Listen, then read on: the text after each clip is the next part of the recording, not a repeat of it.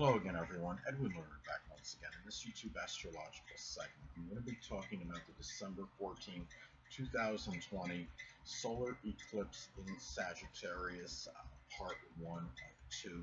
Now, for those of you that few of you may not know solar eclipses, solar eclipse is like a regular new moon in astrology, except the effects are generally they're going to be more intensified and amplified. And when you have like solar or lunar eclipses in astrology, you could have very monumental events and life-altering things may happen at this time, and it's a lot of things of more significance may often transpire when you have a solar eclipse.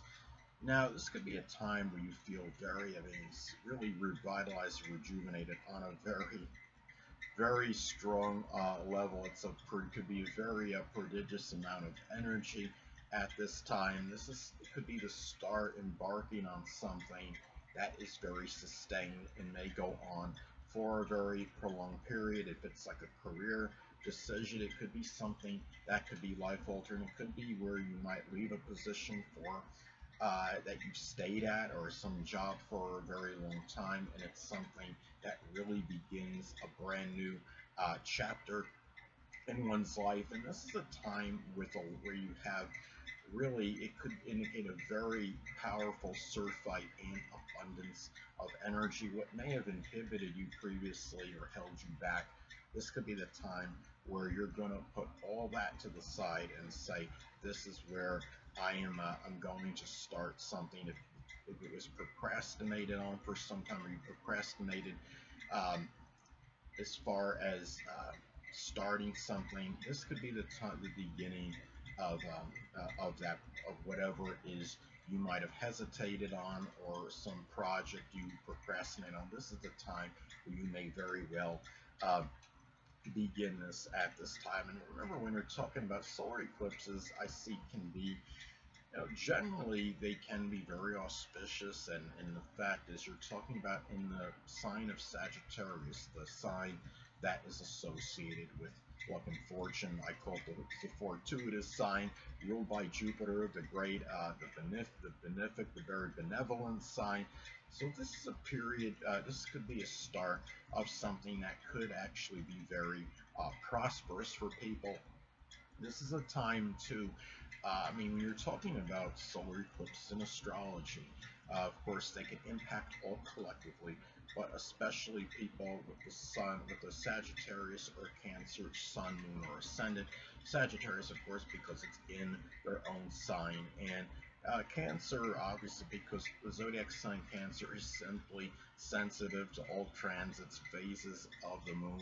I think a lot of that is attributed to why the zodiac sign Cancer can be so fickle, temperamental, and moody. So, because they are just simply more sensitive to these transits than any of the other signs on average, because the moon, of course, does rule and govern the zodiac sign Cancer.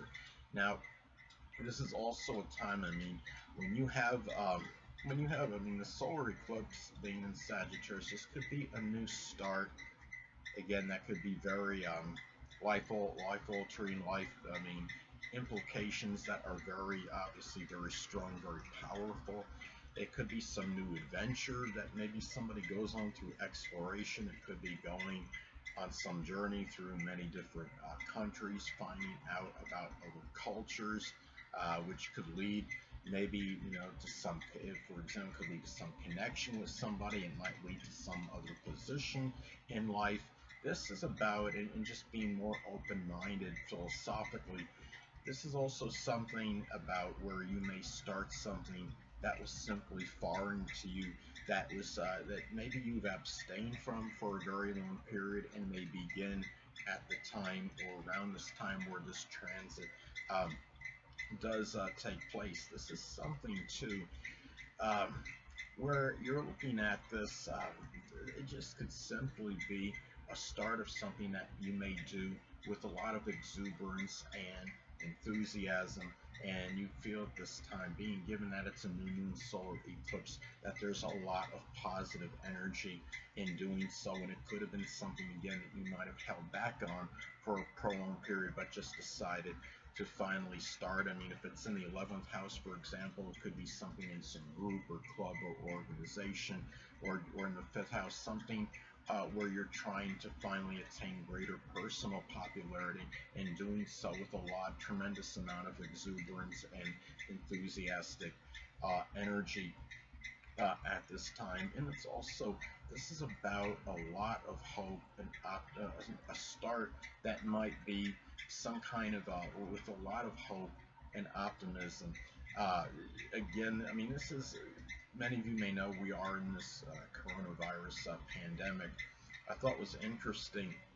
Recently, I heard the CNN. He's like a news television news journalist, and Chris Cuomo, and he had stated something about faith in the future. And it's interesting because we're having, shortly after this, of course, we're going to have transit Jupiter in enter Aquarius, and of course Jupiter is about hope, it's about faith, and we're talking about the zodiac sign Aquarius of the future.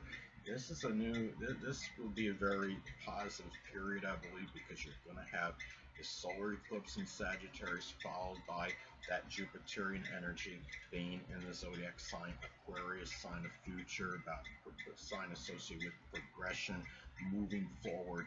And this is a time too where in some cases this could be the start maybe of doing something more outdoors, which might not sound very significant, but if you're a person that's been somewhat reclusive or introverted, or somebody like me, uh, it could be a very new beginning. It could be a time where you might find, for many that might decide to be more about where the outdoors may be more prevalent for a lot of people, and trying to get out in the outer world a little bit more. And the thing about this is, uh, Sagittarius can also be associated with in-laws, so it could be some start of maybe a rekindling of some connection with an in-law.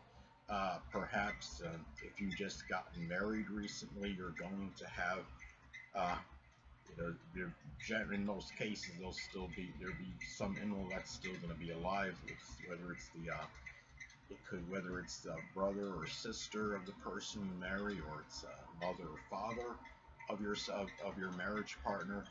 Uh, this could be just simply a new period where you begin to show some benevolence as well toward others. If it's something that you hadn't done, and you've been a person that's been more about yourself, very insular, very self-protective, self-contained, this might be a time where you might see, and I'd say more people collectively express a lot of benevolence. This is a very good time for this because this is going to happen 11 days before Christmas. As many of you may celebrate Christmas, in all respect to those that don't.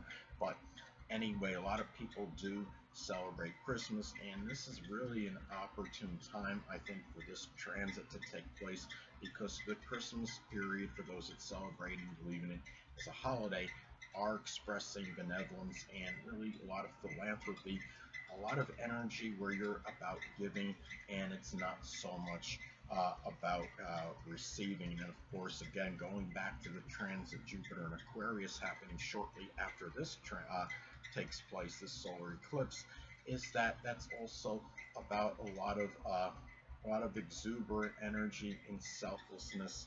And it's really I think it's a great time to have these transits, given that it's going to be around right before Christmas time. Now, another thing is, and it could also be when we're looking at this as well, it could be some start in some sports for some people. And as far as professions, I mean, this could be the start of a new career profession, a Sagittarius one, and in many instances, especially if this falls in what I call one of the money job houses in astrology, the 2nd, 6th, or 10th house. Now, it could be something with translation, or even with advertising, publishing. Uh, it could be something sports related. If it conjuncts one's Pluto, maybe it'd be extreme sports. I'm being somewhat flippant with that. Or even in the 8th house, maybe some kind of extreme sports. If it falls in the 11th, But I think but then again, going back to the money houses though, still a lot of times this will fall, I believe, in one of the money houses.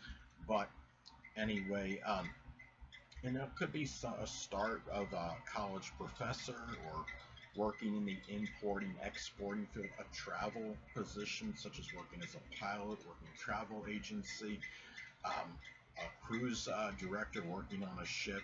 It can be just something that could be Sagittarius related. Hold on a moment, people.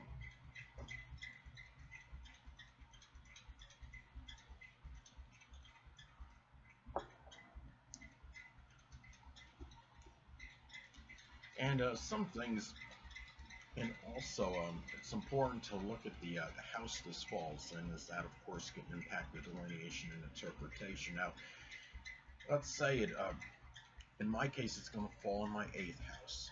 Now, this could be a period for me which could be very significant and monumental, especially considering I have a Taurus rising, which of course can be very sedentary and stagnant, really very immutable, very immovable, on the surface especially. And the thing about this is going to fall in my eighth house of transformation. So this could be a time where I might expand the horizons and have it be a very transforming period for me, or it could be something where I expand horizons in astrology, because the eighth house can be, excuse me, associated with astrology as well.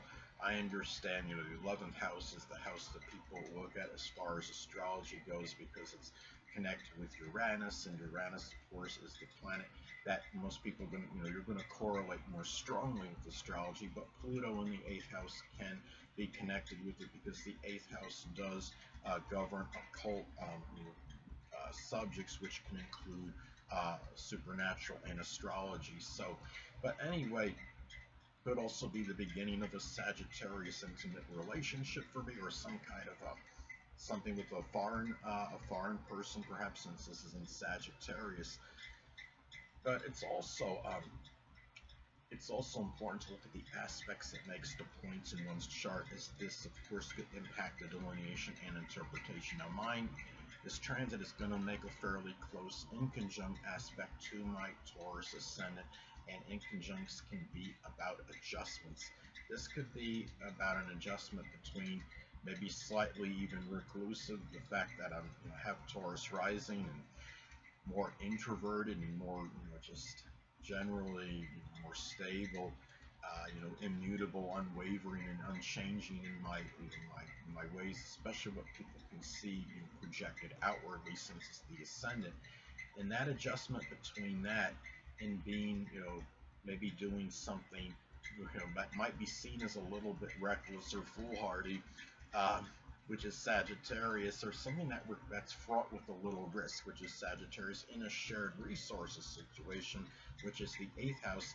And again, making the inconjunct to the Taurus ascendant, the adjustment between that and being maybe overly conservative, having overly conservative, which is Taurus outer demeanor, which is the ascendant. So it's really, and when you're talking, this is something where, obviously, if this something were to happen around this time, it would require a major adjustment for me, because the Taurus rising, of course, could be really, again, very immutable, very intransigent, not really wanting, very reluctant, very averse to making any major change. And I'm having this transit take place in the eighth house of transformation and making major changes. Now, another thing about this as well, though, it's also important. I mean, we're looking at solar eclipses in astrology, can be where you might have a prominent male, often, that may depart in one's life.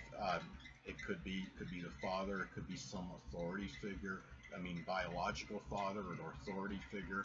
It may be a Sagittarius sun, moon, or ascendant person, or it might be simply one that embodies, uh, Sagittarius characteristics. It could be somebody that might have been maybe a little bit reckless on the negative side, but maybe somebody very jocular, very upbeat, optimistic, expansive on the positive. So somebody that may have been, could have been a traveler, somebody that, goes to far out, does a lot of traveling to foreign countries.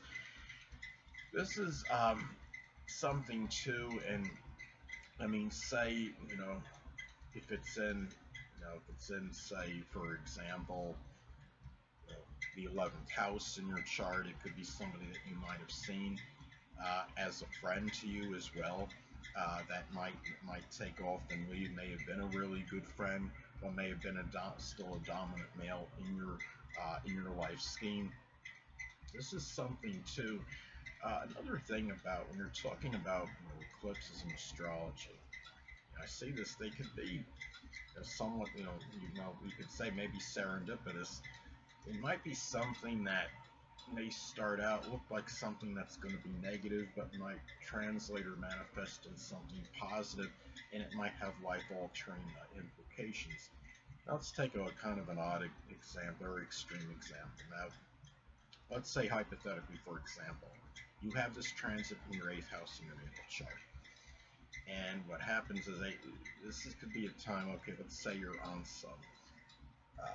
a airplane, and you're somebody, either you're somebody that may have had some training in piloting. Maybe you're like this backup pilot if the one is not able to do what they're supposed to do, or gets sick in the middle of the flight, and you're called upon to do something, and maybe you don't have an overabundance of experience. You may have a little bit to get by, and you're able to somehow miraculously fly the plane. I'm using plane as an example because planes are often used in foreign traveling. Pilot position, I would say, could be associated with the zodiac sign Sagittarius, and the 8th house can be associated with crisis.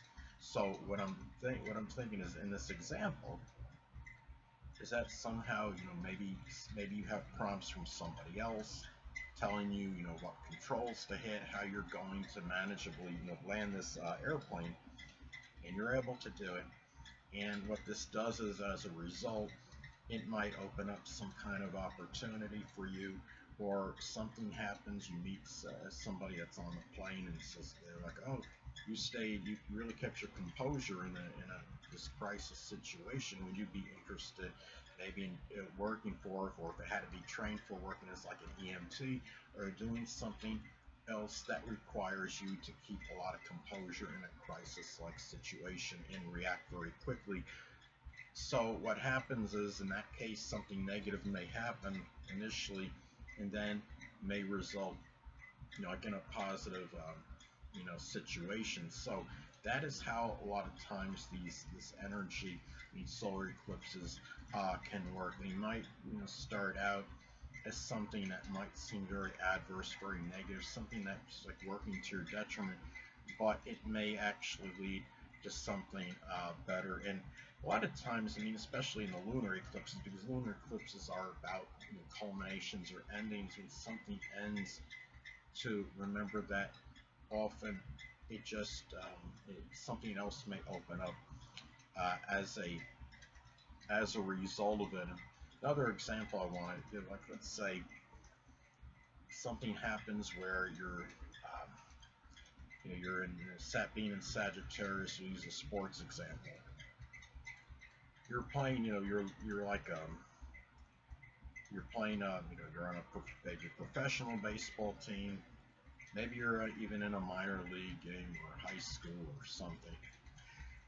You're not a starter on the team. You're playing baseball. And something happens. You don't have much experience actually playing in any action. Say this falls in the we'll use the 11th house as an example, because the 11th house is connected with groups, clubs, organizations, even teams, I would say. And somebody, the person that's supposed to start, gets sick and debilitated, or some injury, is not able to play. You're called on all of a sudden to come to the plate to start, and somehow you flourish, you play very well. Next thing you know, in the near future, you may be you're a starting player, and maybe this propels you to something really, tremendous later on, escalates to some professional level that you might, you might be involved in baseball, as an example. So those are some ways that this could actually work. But anyway, people, that'll conclude this YouTube astrological segment. Until next time, people, Edwin Learnard saying stay well.